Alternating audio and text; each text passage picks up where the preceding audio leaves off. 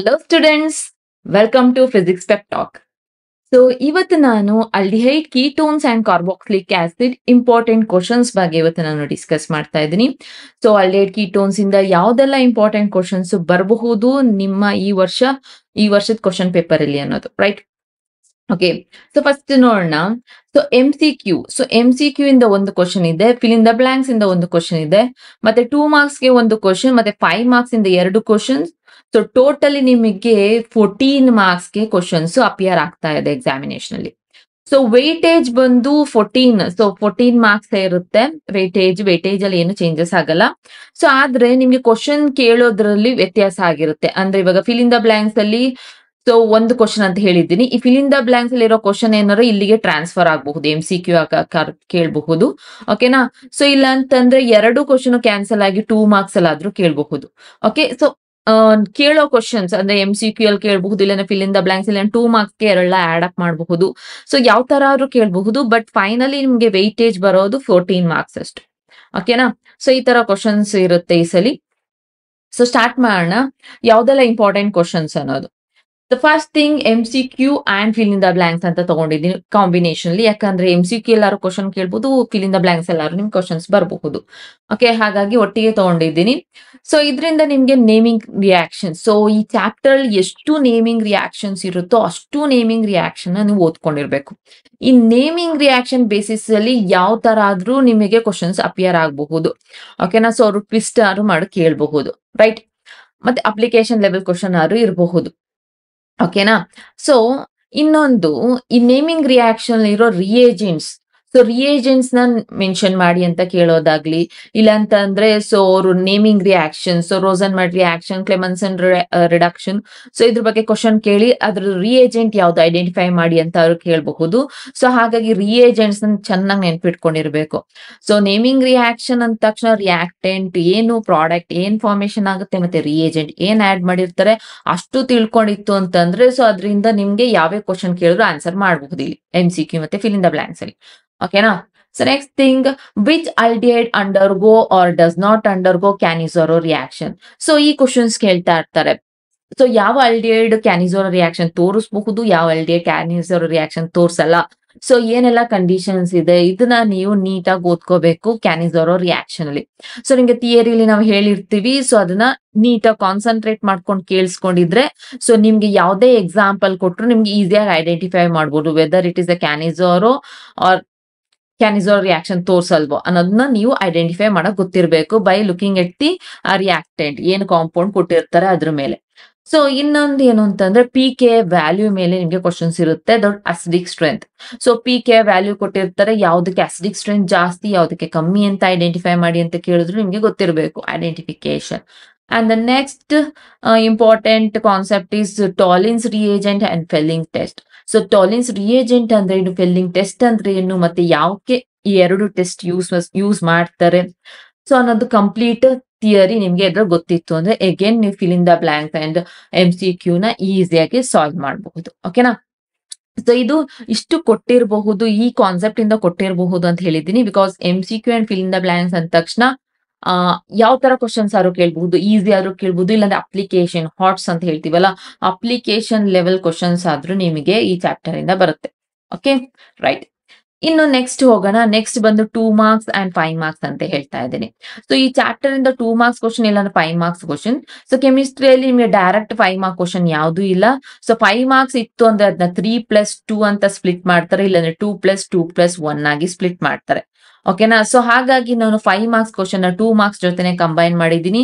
So ನೋಡಿ ಇಲ್ಲಿ ಕೊಟ್ಟಿದ್ದೀನಿ ನಾನು 2+2+1 ಆಗಿ ಸ್ಪ್ಲಿಟ್ ಆಗಿರುತ್ತೆ, ರೈಟ್? ಓಕೆ, ಯಾವ ತರ ಕ್ವಶನ್ಸ್ ಬರಬಹುದು ಕೇಳಬಹುದು ಅನ್ನೋದು ಇಲ್ಲಿ ಮೆನ್ಷನ್ ಮಾಡಿದೀನಿ ನೋಡಿ. So all naming reaction explain with an example ಅಂತ ಹೇಳಿದ್ದೀನಿ.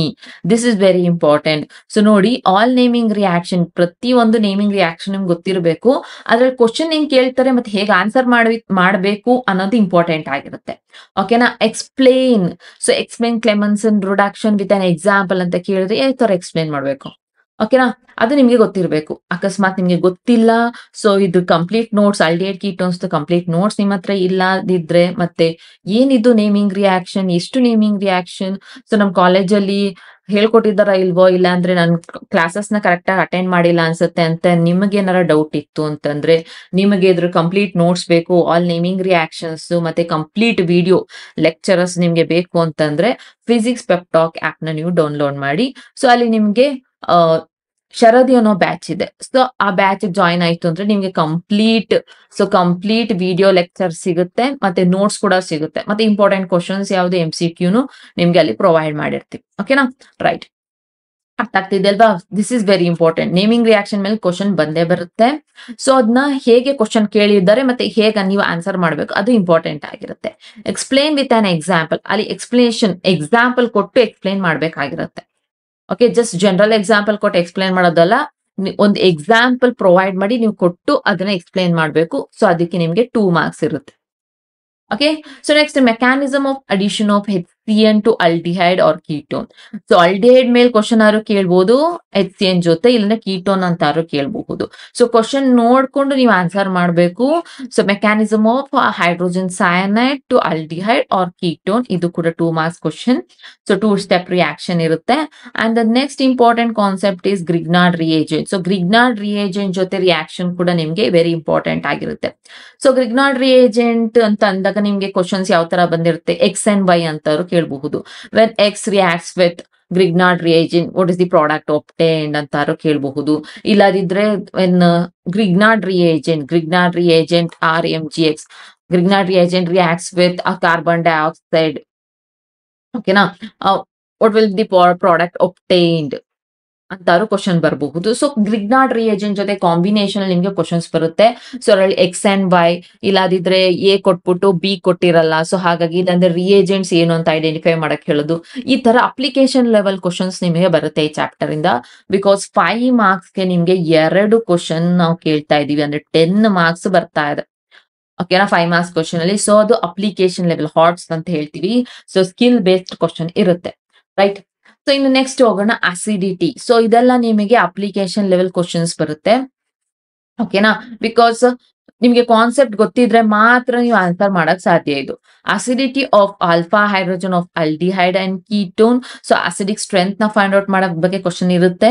ಸೊ ಇನ್ನೊಂದು effect of substituents on acidity of carboxylic acid. So aldehyde and ketone ಮೇಲೂ ಅಸಿಡಿಕ್ ಸ್ಟ್ರೆಂತ್ ಬಗ್ಗೆ ಕ್ವಶನ್ ಇರುತ್ತೆ, ಇಲ್ಲಾಂದ್ರೆ ಕಾರ್ಬಾಕ್ಸಿಲಿಕ್ ಆಸಿಡ್ ಮೇಲಾದ್ರೂ ಇರುತ್ತೆ. ಸೊ ಅಂದ್ರೆ ಎಫೆಕ್ಟ್ ಆಫ್ ಸಬ್ಸ್ಟಿಟ್ಯೂಯೆಂಟ್ಸ್ ಅಂದ್ರೆ ಇವಾಗ ಎಲೆಕ್ಟ್ರಾನ್ ಡೊನೇಟಿಂಗ್ ಗ್ರೂಪ್ ಹಾಕಿದಾಗ ಏನಾಗುತ್ತೆ ಅಸಿಡಿಕ್ ಸ್ಟ್ರೆಂತ್.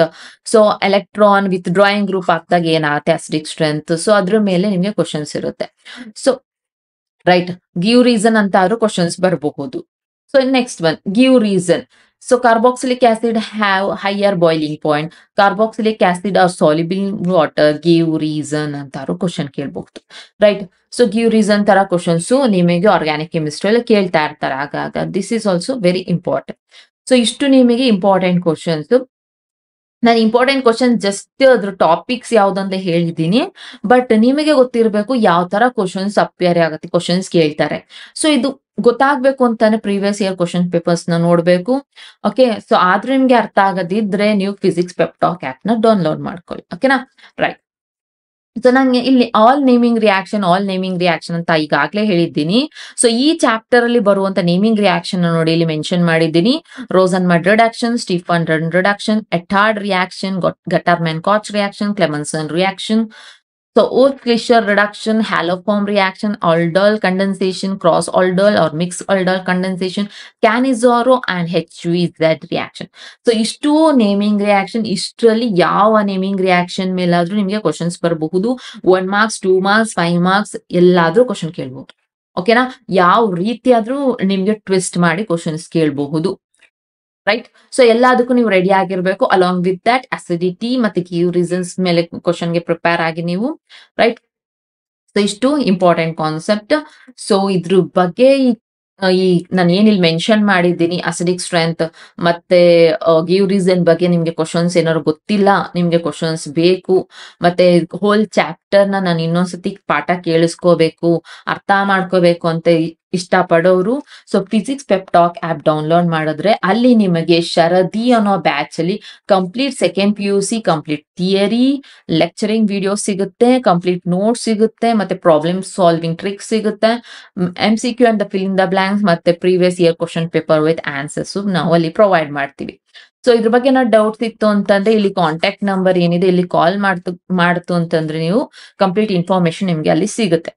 ಅಂಡ್ ಸೊ ಇದ್ರ ಜೊತೆ ನಿಮಗೆ KCET ಸೊ KCET ಅಂಡ್ ನೀಟ್ಗೆ ಯಾರು ಪ್ರಿಪೇರ್ ಆಗ್ತಿದ್ದೀರಾ ಮತ್ತೆ ಇಲ್ಲಿಂದ ಪ್ರಿಪರೇಷನ್ ಸ್ಟಾರ್ಟ್ ಮಾಡ್ಕೋತೀನಿ ಅಂತ ಹೇಳೋರು ಸುದರ್ಶನ ಅನ್ನೋ ಬ್ಯಾಚ್, ಸುದರ್ಶನ 2024 ಅನ್ನೋ ಬ್ಯಾಚ್ಗೆ ಜಾಯ್ನ್ ಆಗಬಹುದು.